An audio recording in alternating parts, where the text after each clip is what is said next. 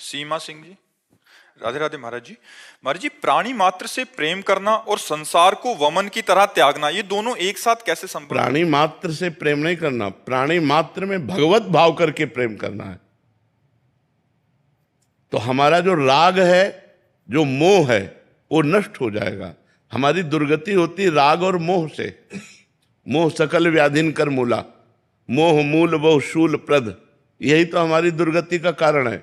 समस्त प्राणियों में भगवत भाव करके, जड़ चेतन जग जीव जत सकल राम में जानी, अब कोई फंसाव नहीं। और भोगों का त्याग वमन के लिए, ये प्राणी से संबंध नहीं रखता, ये वस्तु से संबंध रखता है। किसी भी वस्तु के भोगने की इच्छा या किसी शरीर के भोगने की इच्छा उसके अंदर नहीं रह जाती। जो भगवान के आनंद में, भगवदानंद में जब एक बार मन लग जाता है तो फिर इन भोगों का रमा विलास राम अनुरागी तजत बमन जिम जन बड़भागी। वो बड़भागी जन जो भगवान के जन हो चुके हैं, भगवान के निरंतर चिंतन में लगे हैं, उनको इतना भगवदानंद मिलता है कि ये विषय भोग ऐसे छूट जाते हैं जैसे बमन की तरफ कोई देखना नहीं चाहता, ऐसे वो भोगों की तरफ देखना भी नहीं चाहेगा। भोगने की तो बात जाने दो। तो प्राणी संबंध और भोग संबंध, ये दोनों डिपार्टमेंट अलग अलग हैं। हमारी दृष्टि सर्वत्र भगवत भाव से हो तो हम समस्त प्राणियों में भगवान का चिंतन करते हुए, भगवान का दर्शन करते हुए व्यवहार करेंगे, कभी फंसेंगे नहीं। हम फंसते हैं व्यक्ति वस्तु स्थान के चिंतन से। भगवत चिंतन मुक्त करता है, फंसाता नहीं है। और भजन का फल होगा जब आपके अंदर भगवदानंद आएगा, तब विषय बमन की तरह त्याग होगा। तो इस बात को आप समझें, वो दो बातें हो गई, एक बात नहीं है। फारूक कबीर जी, महाराज जी, मनुष्य का ऐसा कौन सा कर्म या चरित्र गुण है जिससे परमात्मा सबसे ज्यादा प्रसन्न हो? ऐसा कोई कार्य जो एक मनुष्य दूसरे मनुष्य के लिए करे जिससे भगवान राजी हो जाए? बस इसी से। उस कार्य का कोई नाम नहीं है। किसी का एक्सीडेंट हो गया, आप जैसे अपने भाई का एक्सीडेंट हुआ तो कैसा लगेगा, अपने पुत्र का हुआ तो कैसा, हम तुरंत उसमें इन्वॉल्व हो, तुरंत हम उसमें। कोई भूखा है, हम अपने हिस्से का भोजन दे दें। कोई सर्दी से कांप रहा है, हम अपना वस्त्र उतार के दे दें।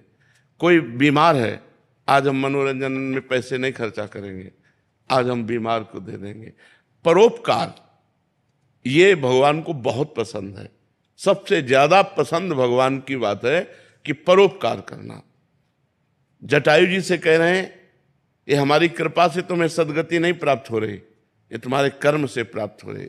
जो तुम सीता जी की रक्षा के लिए अपने प्राणों की बाजी लगा दी, यही कर्म तुम्हें परम पद में पहुंचा रहा है। तो परहित सरिस धर्म नहीं भाई।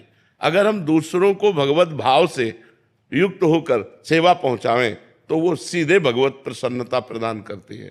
और जो दूसरों को कष्ट देता रहता है, तो चाहे जितना बड़ा तपस्वी हो, भगवान उससे वैर कर लेते हैं। जैसे हिरण्यकश्यप, जैसे रावण, ये बड़े तपस्वी थे, साधारण पुरुष नहीं थे। अपने तप के प्रभाव से वरदान प्राप्त किए हुए थे। भगवान ने काट के फेंक दिया, फाड़ के फेंक दिया। हिरण्यकश्यप को फाड़ के फेंक दिया और रावण को काट के फेंक दिया।